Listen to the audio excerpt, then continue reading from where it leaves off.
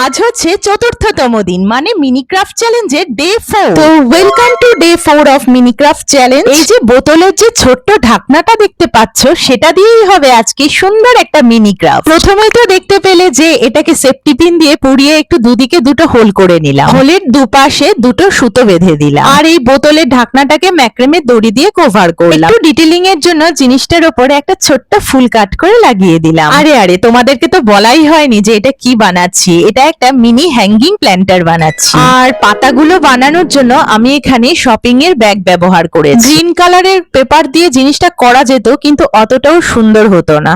তার জন্য আমি ওটার উপরে ব্রাশ পেনের সাহায্যে কালার করে নিলাম। আর পাতাগুলোকে লাগানোর জন্য আমি এই ধরনের তার ব্যবহার করেছি।